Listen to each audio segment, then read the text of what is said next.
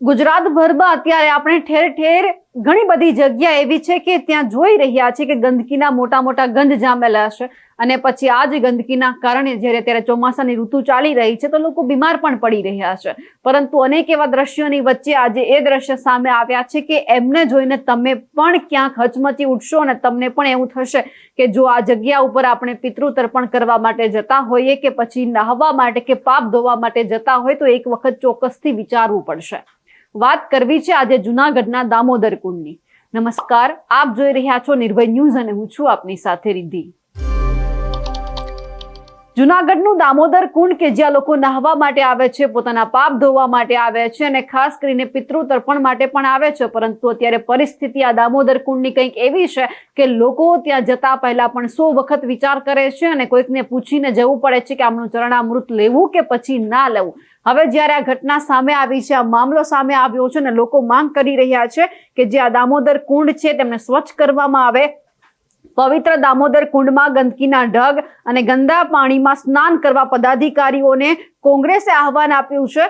ગટરોના પાણી અને કચરાના ગંદકી વચ્ચે પણ પિતૃઓના તર્પણ કરવા માટે જે ભાવિકો છે, લોકો છે, મજબૂર બન્યા છે અને એમાં પણ જ્યારે સ્વચ્છતાના ક્રમાંકમાં 26મો નંબર જ્યારે જૂનાગઢને મળ્યો હોય અને જૂનાગઢની આ પરિસ્થિતિ હોય અને ખાસ કરીને જે જૂનાગઢમાં જે આ પવિત્ર દામોદર કુંડ છે એમની આ પરિસ્થિતિ હોય ત્યારે સવાલ અત્યારે સૌ કોઈ પૂછી રહ્યું છે કે દામોદર કુંડની પવિત્રતા જાળવવા, ચોખ્ખાઈ અને સ્વચ્છતા જરૂરી છે, પણ પદાધિકારીઓ અને અધિકારીઓમાં ક્યાંક ઉદાસીનતા છે। એમને ક્યાંક લાગતું જ નથી કે આ કાર્ય અમારે કરવું જોઈએ, કે આ કામગીરી ઉપર અમારે ધ્યાન આપવું જોઈએ। અહીં આવતા ભાવિકો પણ આ ગંદા પાણીનું ચરણામૃત લેવું કે ન લેવું પણ પૂછી રહ્યા છે અને ખાસ કરીને જ્યારે અનેક વખત અધિકારીઓને કહેવામાં આવ્યું છે કે તમે આમને સ્વચ્છ રાખો, કારણ કે અહીંયા હજારો ભાવિકો આવે છે જેમની આસ્થાનું કેન્દ્ર હોય છે, અહીંયા પિતૃ તર્પણ માટે પણ લોકો આવે છે, તેમ છતાં અહીંયા સ્વચ્છતા નથી, તો પછી કઈ અને કયા આધારે પદાધિકારીઓને કહેવું કે તમે જૂનાગઢને 26મો નંબર અપાવ્યો છે અને એ પણ સ્વચ્છતાના ક્રમાંકમાં। હવે સૌથી પહેલા તો કોંગ્રેસ શું કહી રહી છે અને ખાસ કરીને ભાજપના નેતાઓને, પદાધિકારીઓને જૂનાગઢના છે બધાને કીધું છે કે તમને આહવાન કરવામાં આવે છે કે તમે અહીંયા આવો, તમે અહીંની જગ્યા જુઓ અને તમે અહીંયા આવીને સ્નાન કરો કે જેથી કરીને તમને પણ ખબર પડે કે અહીંની કે જે આ ઘાટ છે એમની દુર્દશા કેવી છે। સૌથી પહેલા તો કોંગ્રેસના તમામ નેતાઓને સાંભળી લઈએ। અમે ઘણા માણસો 100 માણસ આવ્યું છે, પણ આ 100 માણસ અડધું માણસ એમ કે કેમ ના આવું, અડધું માનગત કરે, અડધું નથી માનગત કરતું। એટલે આ ભાજપ સરકારને, મોદી સરકારને અમારી વિનંતી છે કે આ પાણીની કાંઈક વ્યવસ્થા કરો બારા બાપ તો સારું। તમારું નામ? મકાજી મેઘપર, કાલાવડ તાલુકો, જામનગર જિલ્લો। અમે ત્યાંથી ફૂલ પધરાવા અહીંયા આવ્યા છે તર્પણ કરવા, પણ આ તર્પણ કર્યા જેવું પાણી નથી દેખાતું। આમાં તો કુંડમાં પાણી ગંદકી છે અને આ પાણીથી અમે જરાક નારાજ છીએ। તો આ સરકારને આ વિનંતી છે, ભાજપ સરકારને, કે આ કાંઈક કુંડનું સારું કરે। અમારી આટલી વિનંતી છે આ સરકારને, તો કાંઈક વિચારે આમાં। નામ અને હોદ્દો? કલ્પેશ ટોલિયા, સેક્રેટરી સુપ્રિન્ટેન્ડન્ટ, જૂનાગઢ મહાનગરપાલિકા। આજે દામોદરકુંડની સફાઈ છે એ ગાંધીનગરથી પવિત્ર યાત્રા વિકાસ બોર્ડ દ્વારા સંચાલિત સફાઈ કરવામાં આવે છે અને એનું પેમેન્ટ એ પણ કરે છે। અમે માત્ર વાર તહેવાર, શ્રાવણ મહિનો, શિવરાત્રિ, પરિક્રમા, એમાં એક્સ્ટ્રા મેડિસિનલ માણસો મૂકીએ છીએ અને સફાઈ કરીએ છીએ। ખાસ કરીને જે આજ કોંગ્રેસે વિરોધ કર્યો છે, જે કચરાનો ગંધ છે અહીંયા ફેલાયો છે, શું કહેશો?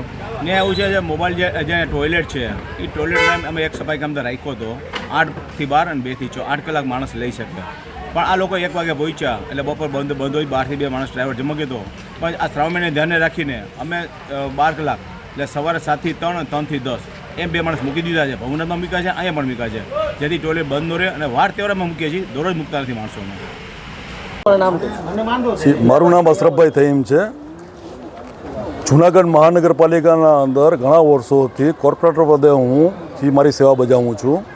આજ રોજ કોંગ્રેસ પક્ષ તરફથી મને આમંત્રણ આપવામાં આવેલું હતું કે પવિત્ર દામોદર કુંડના અંદર આપણે ડૂબકી મારવાની છે। અમે લોકો અહીંયા ભેગા થયા, અહીંયા આવીને જોયું, અત્યારે અહીંની સિચ્યુએશન જોઈને એવું લાગ્યું કે ખરેખર આ એક હિન્દુ ધર્મનું મોટું તીર્થસ્થાન હોય। અહીંયા પિતૃ આશીષ માટે થઈને, પિતૃ એના કાળ માટે થઈને જે અહીંયા વસ્તુ કરતા હોય છે, એની પૂજા અર્ચના કરતા હોય છે, પણ આ વસ્તુ જે જોઈ કે અત્યારે પાણી અત્યંત ગંદુ છે ને ઠેર ઠેર ગંદકી જોવા મળે છે, કોઈ જાતની કોઈ બીજી જાતની ફેસિલિટી મળતી નથી। એટલે આપના માધ્યમથી પ્રશાસનને હું વિનંતી કરું છું કે ઇન કેસ આ વસ્તુ કરવામાં મારી ગ્રાન્ટની જરૂર પડે, ભલે હું મુસ્લિમ સમાજમાંથી આવું છું, પણ હિન્દુ લોકોના જે પવિત્ર આસ્થાનું કેન્દ્ર છે આ પવિત્ર દામોદર કુંડ, એના અંદર સ્વચ્છતા થાય એ આપના માધ્યમથી હું વિનંતી કરું છું. ને આમના માટે થઈને જે મારી પોતાની ગ્રાન્ટની જરૂર પડતી હશે તો મારી ગ્રાન્ટ આપવા માટે પણ તૈયાર છું. એના અંદર મને જે કંઈ રીતે સહભાગી થવાનું કહેશે એ માટે હું આપના માધ્યમથી અત્યારે હું બધાને યાદી આપું છું કે ભાઈ ઇનકેસ જરૂર પડશે તો એના માટે એ અડીખમ રીતે હું તૈયાર છું. ભવનાથ ક્ષેત્રમાં આવેલ પવિત્ર જે તીર્થસ્થાન આ દામોદર કુંડ છે, અહીંયા નરસિંહ મહેતા રોજ સવારે નાહવા આવતા. ભગવાન શ્રી કૃષ્ણ અહીં ઘણી વખત પધાર્યા છે. મહાપ્રભુજીની બેઠક છે. અહીંયા બ્રાહ્મણો દ્વારા પિંડદાનથી માંડી અને અનેક વિધિઓ કરવામાં આવે છે. દેશ વિદેશથી યાત્રાળુઓ આવે છે અને પવિત્ર સ્નાન કરે છે. પરંતુ જે ભાજપના શાસકો છે ત્યાં કરોડો રૂપિયા અગાઉ પણ 8 કરોડ રૂપિયાની માતબર રકમ વાપરી હતી અને પ્રશાસનને પ્રવાસન વિભાગે આના માટે સ્વચ્છતા રાખવા માટે કરોડો રૂપિયાની ગ્રાન્ટ ફાળવણી કરી છે, માણસો આપ્યા છે. તો આ તમામ જણા અહીંયા જે લોકો છે એ શું કરે છે? અહીં સફાઈ તો થતી નથી. જે પાણી છે એ પીવા લાયક અને નાહવા લાયક પણ નથી. એના માટે આજે અમે આમંત્રણ આપ્યું હતું તમામને. કલેક્ટર, કમિશનર, પદાધિકારીઓ ભાજપના છે, mayor, deputy mayor, standing chairman, જે ગિરનાર પ્રવાસન ડિરેક્ટરો છે એને પણ કોઈ પણ હાજર નથી. એનો મતલબ એ છે કે અહીં નાહવા લાયકે નથી અને પીવા લાયકે નથી આ પાણી. તો ચરણામૃત લેતા હોય છે યાત્રિકો, શ્રદ્ધાળુઓ, તો તમે લ્યો ભાઈ એટલે ખબર પડે કે તમે કેવી હાલત કરી છે દામોદર કુંડની. અહીંયા ફિલ્ટર પ્લાન્ટ પણ મૂકવામાં આવેલા હતા અગાઉ, એ પણ એજન્સીએ પોતાના ખર્ચે મૂક્યા હતા, એ પણ નથી.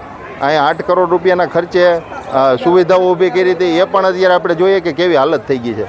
એટલે આ જે ગટર જે છે એ ડાયવર્ટ કરવાની વર્ષોથી વાતું થાય, એ પણ નથી કરેલી. આવી અનેક ક્ષતિઓ દામોદર કુંડમાં કોઈ ધ્યાન નથી. જ્યાં પૈસા મળે આ લોકોને, જ્યાં ભ્રષ્ટાચાર કરવો હોય એ પવિત્ર તીર્થ ક્ષેત્રોને પણ નથી મૂકતા. એટલે આ લોકોને હવે શરમ આવી જોઈએ, ડૂબી મરવું જોઈએ. અનેકવાર કથાકારોય કહે છે કે કેન્દ્ર, રાજ્ય અને જૂનાગઢમાં તમારી સરકાર છે, તો તમે આવું નાનું એવું દામોદર કુંડ જો ન સાચવી શકતા તો ડૂબી મરો. આવું જો હજી આગળ જે શ્રાવણ માસ આવી રહ્યો છે, જો આને સ્વચ્છતા નહીં રાખવામાં આવે તો અમે ઉગ્ર આંદોલન કરશું. કલેક્ટર કચેરી ખાતે આ પાણી લઈ અને કલેક્ટરશ્રીને આ ચરણામૃત અને લેવડાવશું.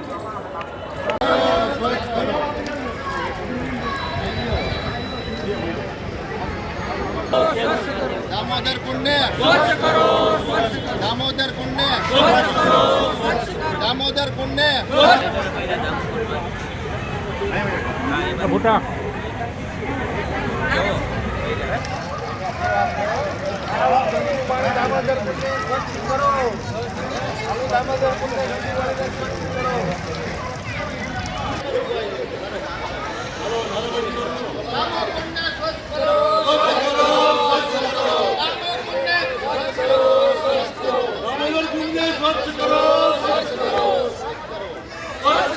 અમારા અહેવાલને લઈને અને જે રીતે દામોદર કુંડની આ સ્થિતિ સામે આવી છે તેમને લઈને આપ શું માનો છો? કમેન્ટ કરીને ચોક્કસથી જણાવજો. સાથે જ અમારી નિર્ભય ન્યૂઝ ચેનલને લાઇક, શેર અને સબસ્ક્રાઇબ કરવાનું ભૂલશો નહીં. નમસ્કાર.